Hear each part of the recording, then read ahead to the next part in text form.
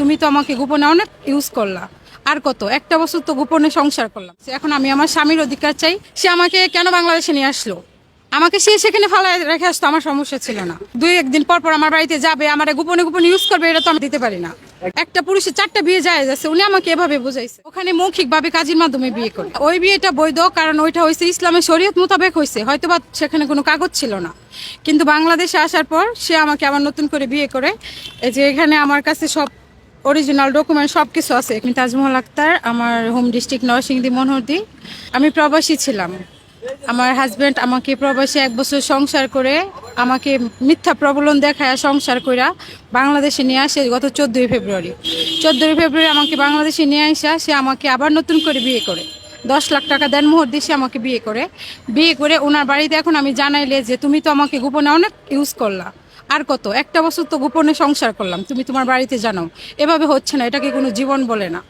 এখন আমার অপরাধ হয়েছে, আমি ওনার বাড়িতে কেন জানাইলাম।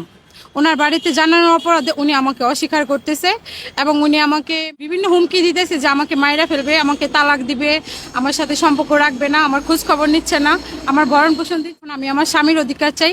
আমি প্রেস ক্লাবের সামনে এই কারণে আসছি, আমার মতো আর 5টা মেয়ের জীবন যাতে এভাবে নষ্ট না হয়। আমি 2021 সালে সৌদি আরবে যাই, ওখানে হাউস ভিসায় যাই। যাওয়ার পরে আমি 3-4 মাস কাজ করি। কাজ করার পর ওনার আমাকে ভালো লাগে, তো ওনার যে বাসায় দেশে ওয়াইফ আছে সেটা উনি আমাকে বলে নাই, মিথ্যা কথা বললা উনি আমাকে বিয়ে করে। ওখানে মৌখিকভাবে কাজের মাধ্যমে বিয়ে করে। আরবি একটা ডকুমেন্ট ছিল যেটা শুধু পুলিশের জন্য প্রযোজ্য ছিল। ওই বিয়েটা বৈধ, কারণ ওইটা হয়েছে ইসলামের শরীয়ত মোতাবেক হয়েছে, হয়তোবা সেখানে কোনো কাগজ ছিল না।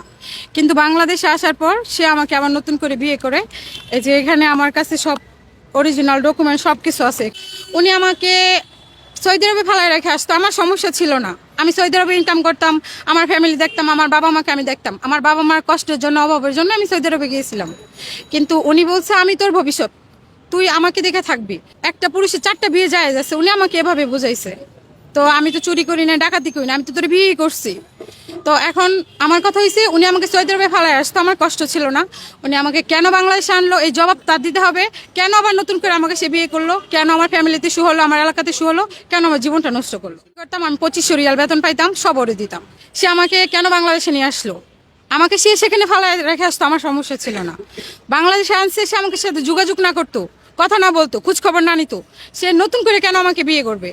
সে আমাকে বিয়ে করবে, 2 একদিন পর পর আমার বাড়িতে যাবে, আমার গোপনে গোপনে ইউজ করবে, এটা তো দিতে পারি না।